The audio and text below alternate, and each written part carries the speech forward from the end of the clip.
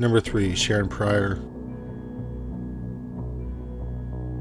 In our video, 3 Creepy, Unsolved University Mysteries Part 2, which went live in March 2019, we talk about the case of Teresa Allure. In 1978, 19-year-old Teresa Allure was attending Champlain College Lennoxville, which is in Lennoxville, a borough of Sherbrooke, Quebec, Canada. She lived in a dormitory that was about 9 miles from the campus. On Friday, November 3, 1978, Teresa attended her classes. At 6:15 p.m., she was supposed to take the bus back to the dormitory, but she missed it. The next bus was almost 5 hours later, at 11 p.m. It's believed she hitchhiked back to the dormitories. At the time, hitchhiking was a common practice among students. There were 2 dormitories next to each other, and around 9 p.m., Teresa's friend saw her in the neighboring dormitory. Teresa's brother lived in that dormitory, so she may have gone to visit him. Brother wasn't at the dormitory that night. Teresa asked her friend for a cigarette. This was the last time Teresa Allure was seen alive. It took a week before anyone realized she was missing.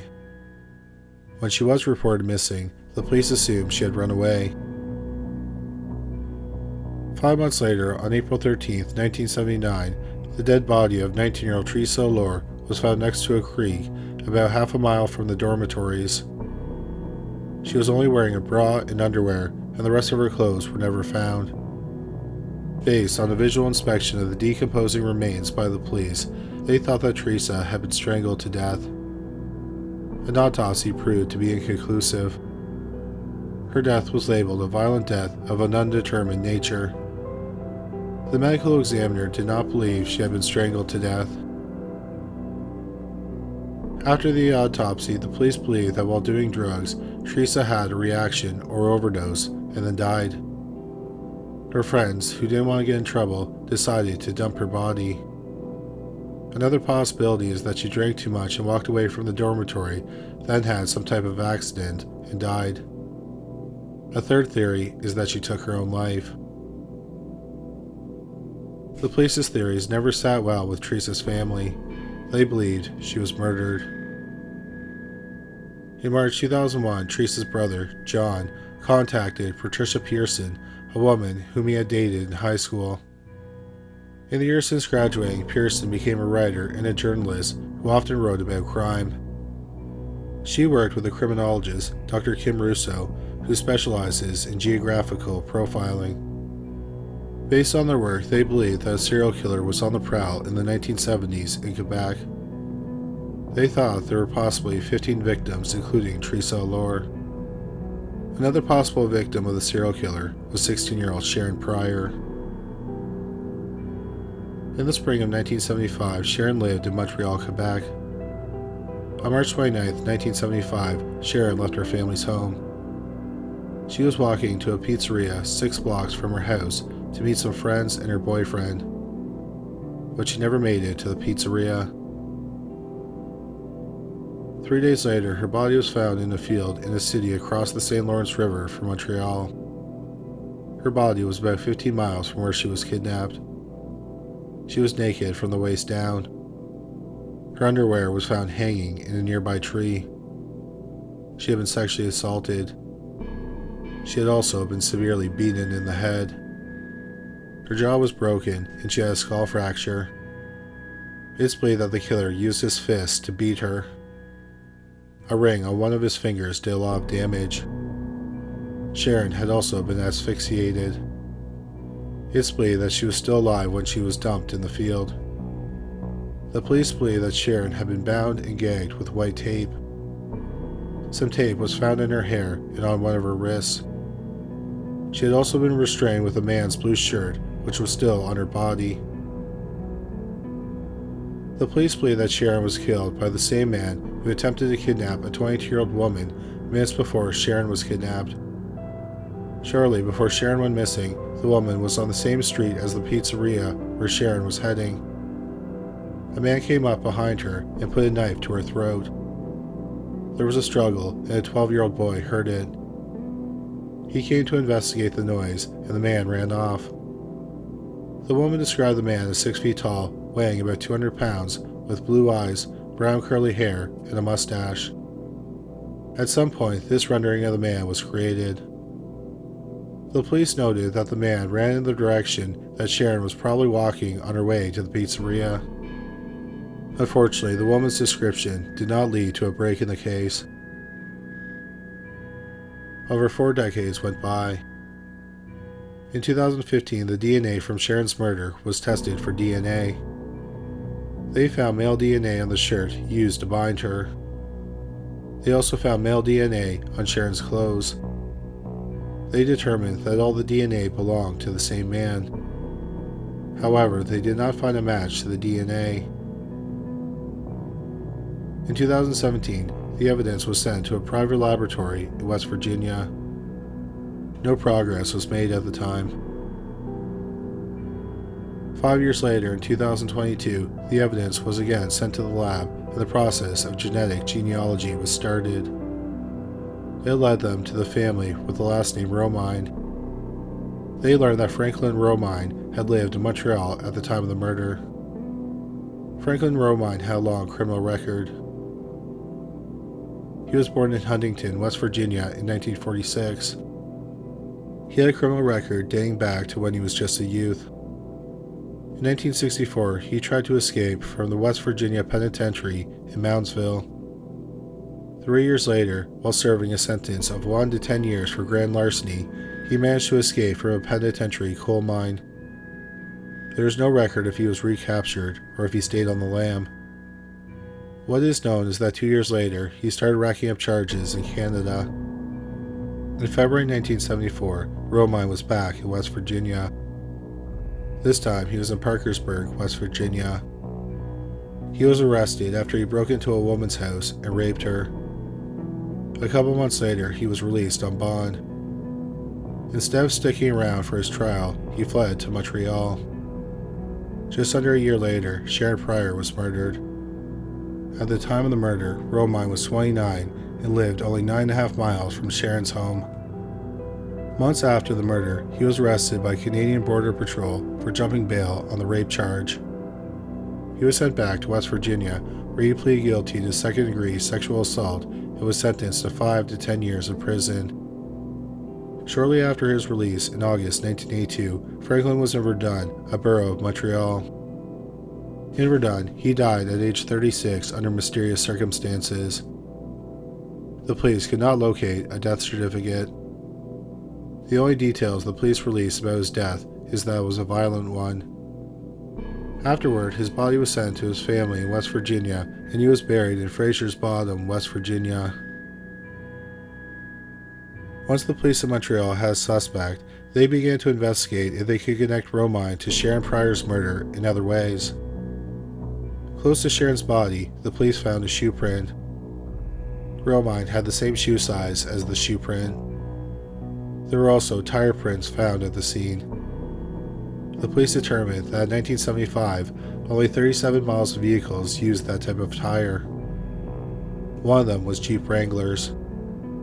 The police learned that Romine had purchased a Wrangler from a woman who lived 2 blocks from Sharron's home. In December 2022, 2 of Romine's brothers voluntarily gave a sample of their DNA. When one of the brothers was giving his DNA sample, he told the police that his brother probably committed the murder.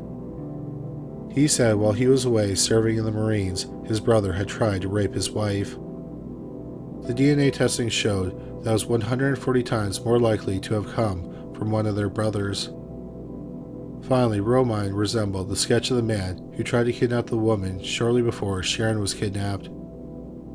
With all this evidence, a detective in Montreal petitioned the court in Putnam County, West Virginia, to have Romine's body exhumed. A judge agreed to have the body exhumed. In May 2023, Franklin Romine's DNA was compared to the DNA from the crime. It was a match. After nearly 48 years, the police had found Sharron Prior's murderer, and they have closed the case. The police have not said Franklin Romine is the suspect in the other 14 murders we covered in the video 3 Creepy Unsolved University Mysteries Part 2, or any other murders. The murders of the other 14 women and girls in Quebec remain unsolved.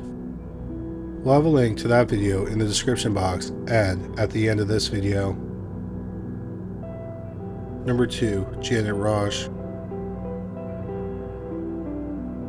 In our June 2019 video, 3 Unsolved Mysteries with Mysterious Letters Part 5, we cover the case of 20-year-old Janet Raasch. Raasch was born in July 1964 in Merrill, a small city in north-central Wisconsin. Growing up, she helped on her family's farm. She played trumpet in the school band and played intramural sports.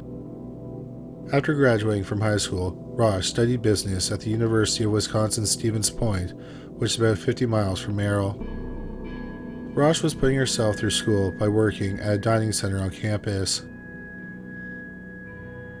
On the weekend of October 11, 1984, 20-year-old Raasch was scheduled to work at the dining center.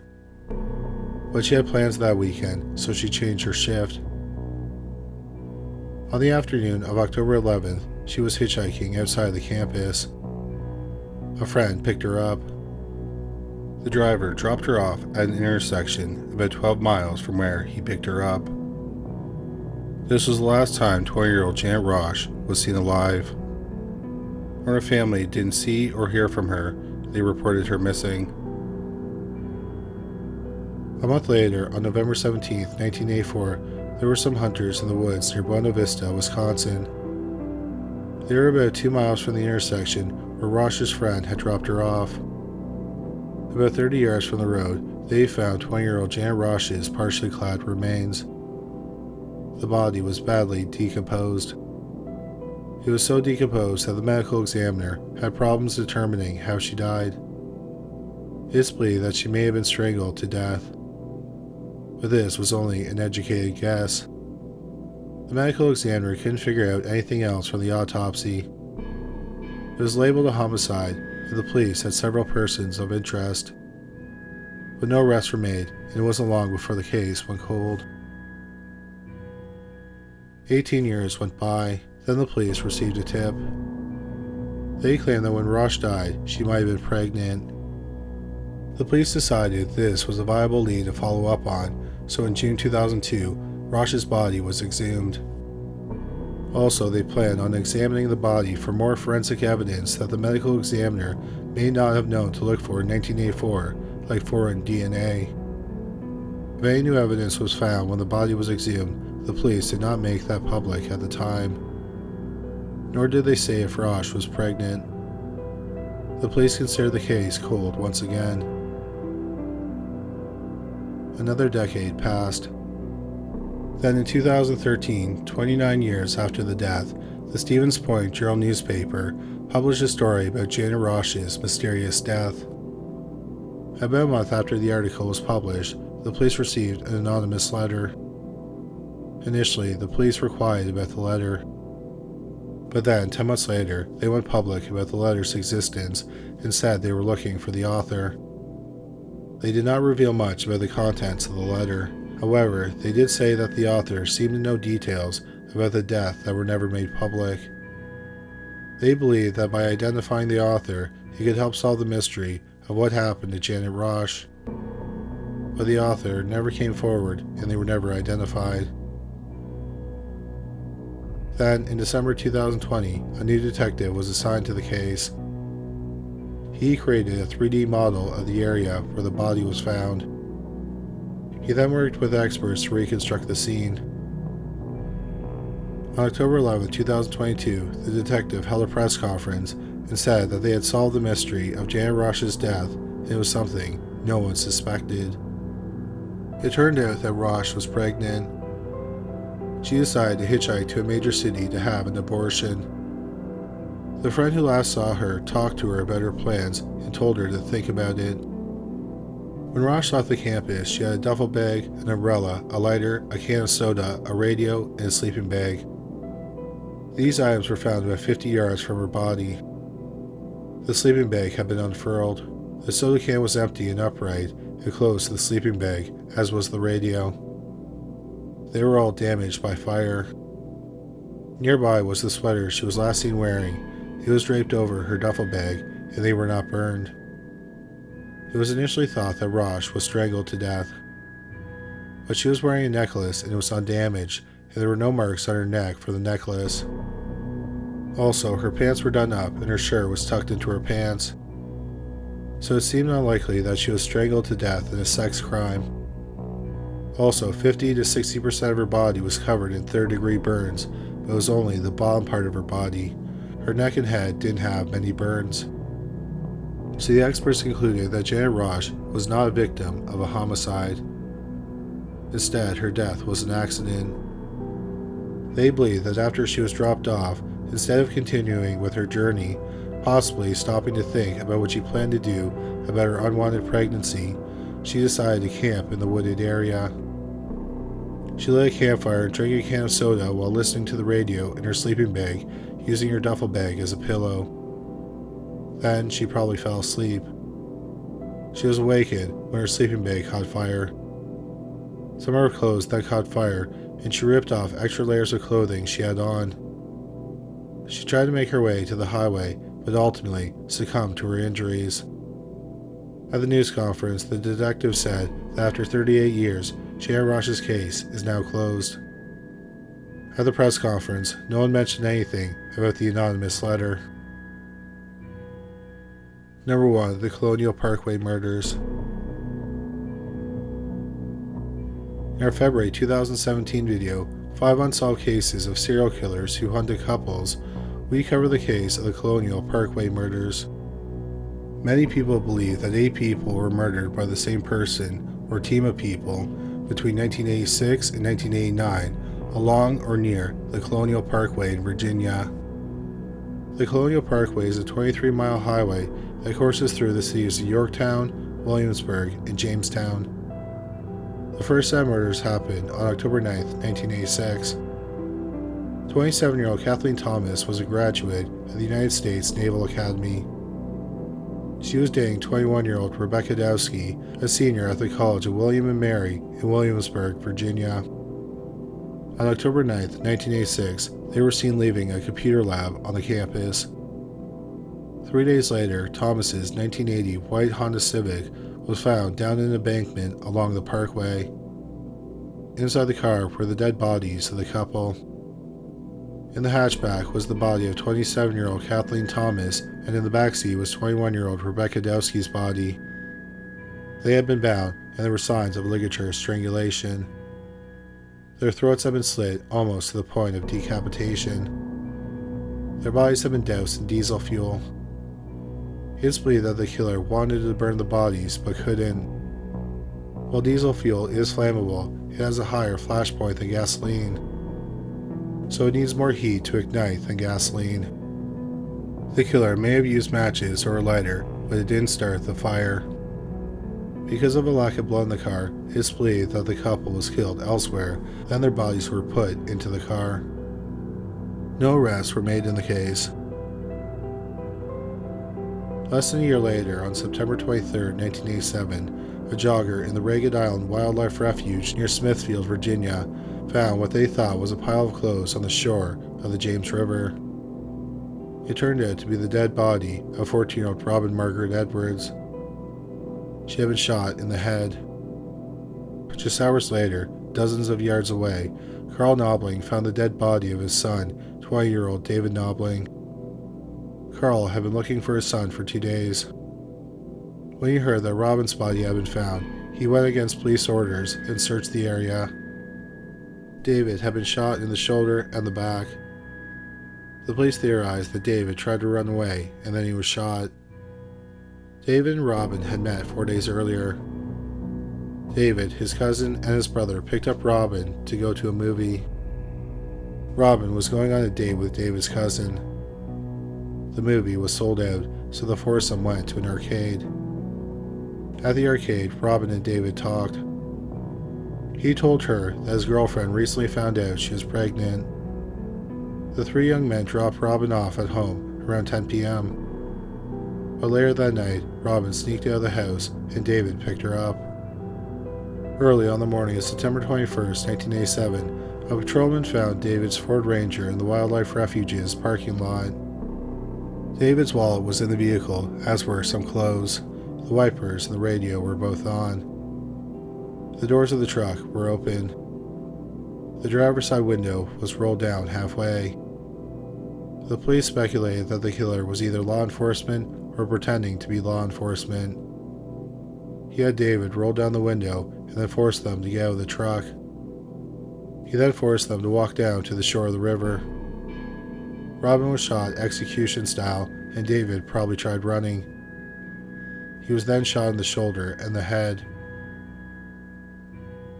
Initially, the police did not think that the murders were connected to the murders of Kathleen Thomas and Rebecca Dowski. The murders were committed 30 miles apart, nearly a year apart, and the murders were very different. Thomas and Dowski were bound, strangled, and their throats were slit, while Robin and David were shot to death. But that opinion changed about 4.5 months later. 18-year-old Cassandra Lee Haley and 20-year-old Richard Call, who went by Keith, were students at Christopher Newport University in Newport News, Virginia. On April 9, 1988, Call picked up Haley from her home for a date. They attended a party in the University Square area of Newport News and left around 1:30 a.m. Neither returned home that night, and they were reported missing. Hours after they left the party, Keith Call's car was found abandoned at the York River overlook on the Colonial Parkway in Yorktown. The driver's door was open. On the driver's seat were the car keys, and on the dashboard were a watch and eyeglasses.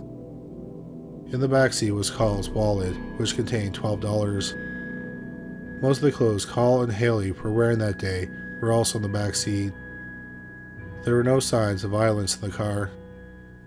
Keith Call and Cassandra Haley have never been found. Their car was found about 3 miles from where Kathleen Thomas and Rebecca Dowski's bodies were found a year and a half earlier. On September 5, 1989, 18-year-old Anna Maria Phelps and her boyfriend's brother, 21-year-old Daniel Lauer, were traveling from the Richmond, Virginia area to Virginia Beach for Memorial Day weekend. But they never made it to their destination. Lauer's car was found at a New Kent rest stop on I-64. The doors were unlocked and the keys were in the ignition. One oddity was that Lauer and Phelps were heading east, but the car was found at the westbound rest stop. More than 6 weeks later, on October 19, 1989, about 3 miles from the rest stop, off a logging road, their remains were found. They had been covered in a blanket from a vehicle. Because of the state of the remains, the cause of death could not be determined. However, there was a nick on one of Phelps' finger bones. There is speculation that at least she was stabbed and she got the nick trying to defend herself. Then, the murders came to an end. As we mentioned, it was initially thought that the murders of David Knobling and Robin Edwards were not connected to the other murders. But then, the police and the media speculated that one killer, or a team of killers, was responsible for all 8 murders. All the victims were pairs of young people who were killed in the general vicinity of the Parkway. 3 of the vehicles were found in known lovers' lanes. So there was speculation that there was one person or a team of people at work. However, not everyone was convinced of this theory. In an October 2016 article in the Newport News Daily Press newspaper, one investigator said he did not believe that David Knobling and Robin Edwards' murders were connected to the other murders. Nevertheless, no arrests were made in any of the cases over the decades. Then, in January 2024, the police announced that they had solved David and Robin's murders. It turned out that Robin had been sexually assaulted. The evidence was re-examined and they were able to build a DNA profile of the killer. In a news conference, a police spokesperson said that a couple years ago they found a suspect, Alan Wade Wilmer Sr. They did not specify exactly when he became a suspect, other than saying that was a couple years ago. They also did not say how they came up with him as a suspect. They did say they used DNA technology that was not available 30 years ago, but at the time, they could not get a DNA sample from Wilmer. Wilmer did have a criminal record, but he didn't have any felony convictions, so law enforcement did not collect a DNA sample from him from any of his arrests. In the 1980s, at the time of the murders, Alan Wilmer worked as a fisherman, mostly fishing for clams and oysters. He owned a custom boat called the Danny Wade. Often when the boat was docked, he would live on it. He usually docked in Gloucester County, Middlesex County, and other harbors in the region of Hampton Roads. He later owned and operated a landscaping business called Better Tree Service. In the 1980s, he drove a pickup truck that was described as distinctive. It was a blue 1966 Dodge Fargo with a Virginia license plate that reads E.M. Raw. At some point, the police learned Wilmer died in December 2017 at age 63 from hardening of the arteries. Wilmer was described as a loner, and he lived alone at the time of his death. It was weeks before his body was discovered, and his body was badly decomposed. A DNA sample was taken to determine his identity. In 2023, the police got a hold of the DNA sample. They compared his DNA and several other people's DNA to the profile pulled from the evidence in David and Robin's murder. The Washington Post said that suggested there were other suspects in the case. In June 2023, DNA testing proved that Alan Wilmer had killed David Knobling and Robin Edwards. At the press conference, the police also announced that they had connected Wilmer to another murder, but it wasn't one of the Colonial Parkway murders. On July 1, 1989, construction workers in Hampton, Virginia found some women's clothing at a site. They looked around a wooded area near the site, and in the ditch, they found the dead body of a woman. She was identified as 29-year-old Teresa Lynn Howell. She had been raped and strangled to death. Hours before her body was found, around 3 a.m., Howell was seen leaving an after-hours club in Hampton. Howell was the mother of a son and daughter. The children lived with her ex-husband in Texas. It wasn't long before the case went cold. In May 1995, 6 years after the murder, an arrest was made in the case. The police did not reveal what evidence they had against the man. The man was held in jail for 4 months. Then, in September 1995, DNA testing cleared the man as a suspect. The case went cold again. Then, in June 2023, the police connected Wilmer to the murder of Howell. The police said that if Wilmer was alive, he would be charged with the murders of David Knobling, Robin Edwards, and Teresa Lynn Howell. At the January 2024 press conference, the police were asked if Wilmer was responsible for the other Colonial Parkway murders. Virginia State Police spokesperson Corinne Geller said, "Although similarities in these cases of double homicides that span a 3-year period cannot be ignored, at this time there is no forensic nor physical evidence to link the Isle of Wight County homicides to those other double murders." After the press conference, Blaine Pardo, who co-wrote a book about the Colonial Parkway murders, A Special Kind of Evil, which was published in July 2017, said that in 1988, Wilmer was a suspect in the disappearance of Cassandra Haley and Richard Call. Pardo said that in 2016, while researching the book, he interviewed the FBI agent who worked on the case. The FBI agent said that he developed a profile of the killer, and the profilers believed he was possibly a fisherman. The FBI also learned that before the couple went missing, a man in a pickup truck approached people on the Parkway. This led them to Wilmer, who drove a 1996 Dodge Fargo with personalized plates. The FBI put him under surveillance. 4 days after the couple was reported missing, Wilmer was spotted cleaning and spray painting his truck. The FBI got a search warrant, and they searched his home. They found pornography, handcuffs, and a gun. Wilmer took a polygraph exam, and he passed, so he was cleared as a suspect.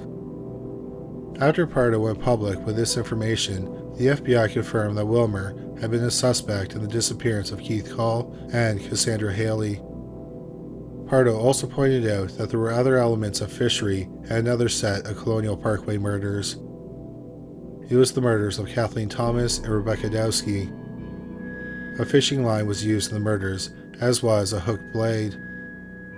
Also, the killer tried to burn the body with diesel, a type of fuel commonly used in fishing boats. The police think that Alan Wilmer may be responsible for the other murders, but the police of Virginia are having a problem connecting him to other murders because of one of the state's laws.